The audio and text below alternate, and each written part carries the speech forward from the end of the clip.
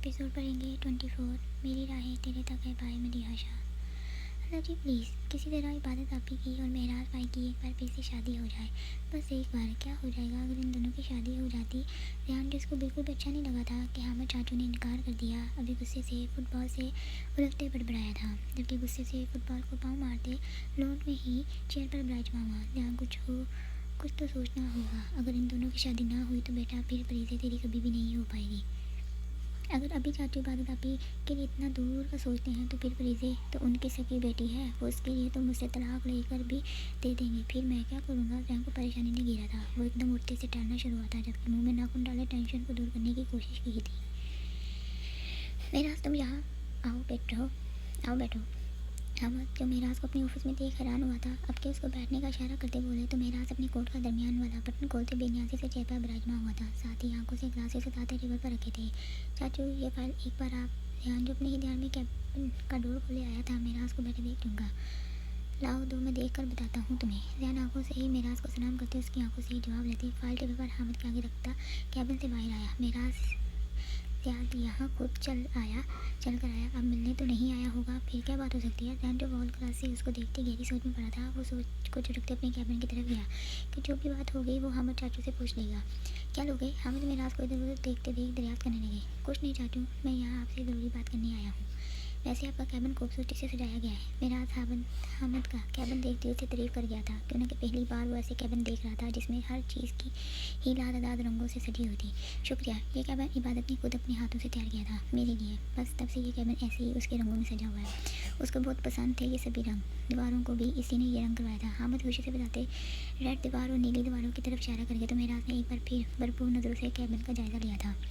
खैर ये बातें छोड़ो, बताओ तुम्हें ऐसी कौन सी बात करनी थी जिसके लिए तुम यहाँ मुझसे मिलने चले आए। हामिद ने इबादत की बात ना करना ही बेहतर समझा था, इसलिए मौजूद इबादत से हटाते मेन बात की तरफ मेराज को मोड़ा। मगर अभी उनको क्या पता था कि वो भी इबादत के बारे में ही बात करने आया है। मेराज चेयर के ठीक छोड़ते थोड़ा सा आगे होते टेबल पर अपने दोनों बाजू रखते हाथों की तमीज़ बांध गया। चाचू मैं यहाँ अपने और इबादत के रिश्ते के मतलब बात करने आया हूँ। मुझे जानना है कि आपने इनकार क्यों किया। क्या आपको लगता है मैं इबादत को खुश नहीं रखूँगा, या फिर आपको लगता है कि जो गलती मैंने एक बार पहले की थी वो फिर करूँगा। मेराज ने एक बार अपने तरीके से हामिद से बात करनी चाहिए थी कि शायद हामिद मान जाए। मेराज तुम्हारे और इबादत के रिश्ते पर मुझे जो कहना था मैंने भाई साहब और भाभी को बोल दिया था, अभी वापस से बात करके कोई फ़ायदा नहीं। हामिद को उम्मीद ना थी कि मेराज यहाँ ऐसे रिश्ते की बात करने आएगा, वो भी खुद से। चाचू ये कोई जवाब ना हुआ। मुझे आपसे सब कुछ जाना है, आखिर क्या मसला है इनकार का। जानता हूँ जो कुछ पहले हमारी ज़िंदगी में हुआ वो अच्छा ना था। मेरी गलती थी कि मैंने तब किसी की ना सुनी और इबादत को तलाक दे दी। अगर अभी ऊपर वाला मौका दे रहा है मुझे अपनी गलती को सुधारने की, तो आप क्यों नहीं चाहते कि मेरी इबादत से शादी हो। मेराज देखो, मेरा आखिरी फैसला था जो मैंने तुम्हें बता दिया कि अब तुम्हारी शादी इबादत से नहीं हो सकती, तो कोई भी माजी की बात करने से फ़ायदा नहीं मिल सकता। तो बेहतर यही है कि तुम यहाँ से चले जाओ। हामिद दो टोक बोलते मेराज को जाने का हुक्म देंगे। आपको क्या लगता है मैं यहाँ क्यों आया हूँ। कौन सी मेरी मजबूरी होगी जो ऐसे खुद से इबादत को लेकर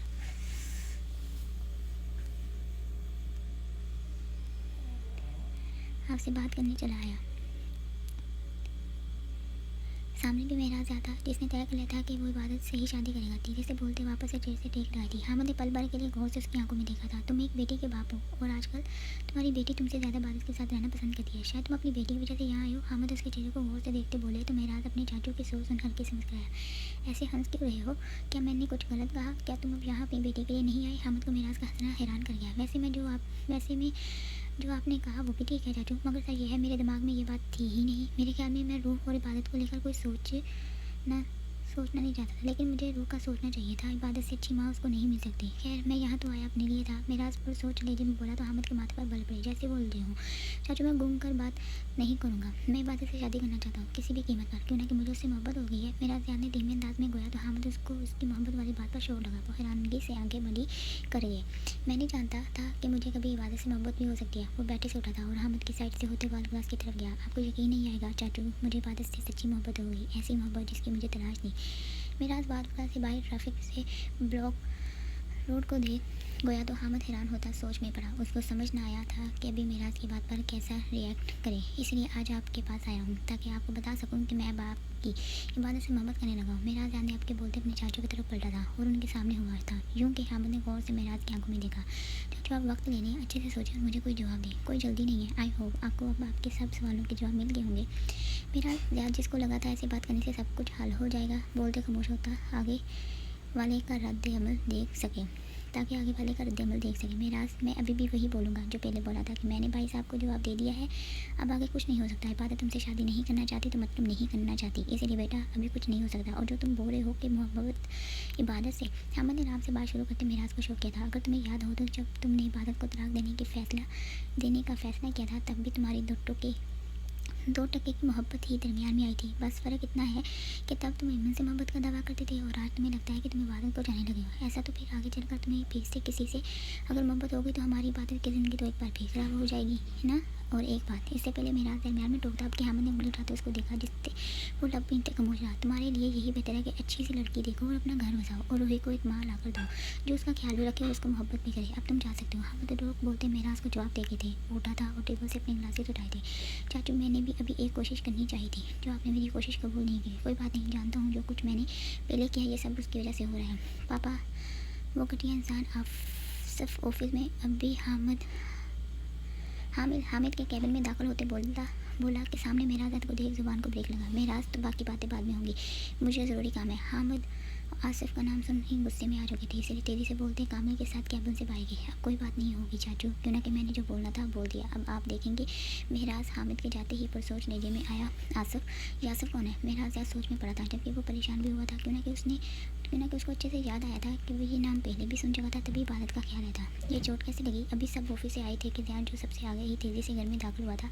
हुमा अपने शोर को देख फिक्र से लग गई, जबकि हुमा की फिक्र से बड़ी आवाज़ सुन घर की सब औरतें मतवज्जो हुई। दिखाई नहीं देता या अंधी हो गई हो?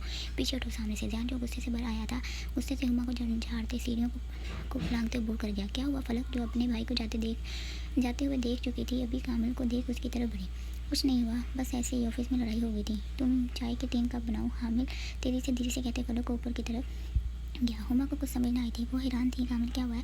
सोनिया बेगम अपने बेटे को ऊपर जाते देख पीछे से आवाज़ लगाते बोली तो वो अपने बाप को पीछे से आते देख आराम से ऊपर गया था। क्या हुआ है? कोई हमें भी बताएगा? या सबने जुबान को ताला लगाया हुआ है? सोनिया हामिल के जाते ही अपने शोर की तरफ पलटी जो उनके सामने ही घर में दाखिल हुए थे। कुछ नहीं हुआ, अब आप सब भी ये बातें यहीं ख़त्म करें। मैं नहीं चाहता भाई साहब को पता चले जहाँ के हाथ पर किस वजह से चोट लगी है। और हाँ, बिशरा भाभी के सामने भी जिक्र करने की कोई ज़रूरत नहीं है।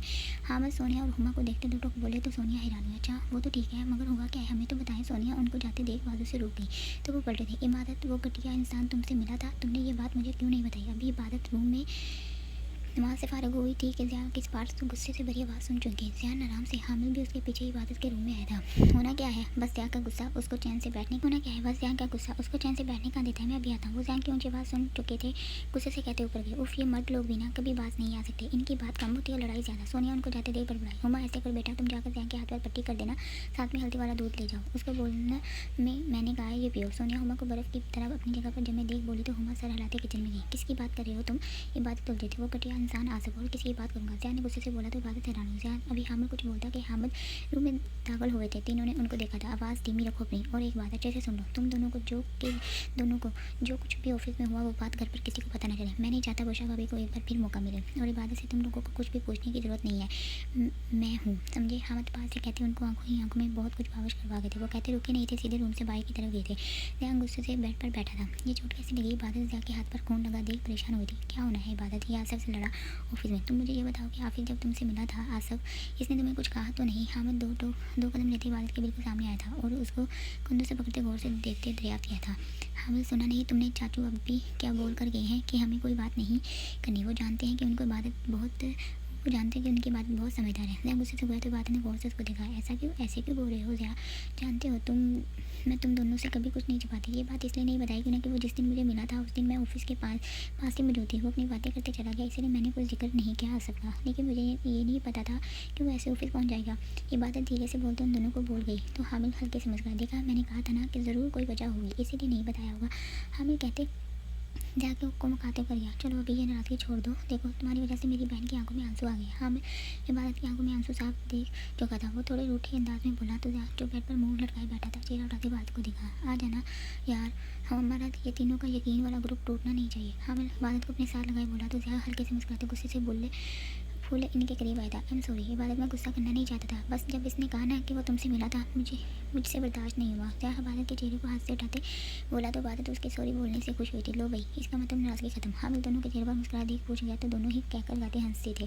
शुक्र हुआ जो भाई आप मूड ठीक हो गया, मगर जो आप नीचे हुमा को डांट कर आए ना वो बिल्कुल भी अच्छा नहीं था। फलक जहाँ को मुस्कुराते देख चाय की ट्रे लिए इन तक आई तो इबादत की हंसी गायब हुई। जहाँ का भी मुंह बना था। हामिद ने आराम से चाय ली थी, वो सोफे पर बैठा था जहाँ पर जहाँ भी बैठा हुआ था। तुमने हुमा को डांटा, इबादत चुप थी जबकि इसके सामने नीचे बैठते टेबल से बॉक्स लेते इसके हाथ से रुमाल निकाला और हल्का सा खून लगा दी हुई लेते साफ करना शुरू किया। हाँ, वो अचानक से सामने आई तो क्या मतलब वो सामने आई तो तुमने मेरा गुस्सा उस बेचारे पर निकाल दिया। इबादत का हाथ रोका। जाओ जाकर अपनी बीवी से पट्टी कराओ, इबादत एकदम से कहती उठी थी जबकि हामिद और फलक मुस्कुराए थे। ये क्या बात हुई?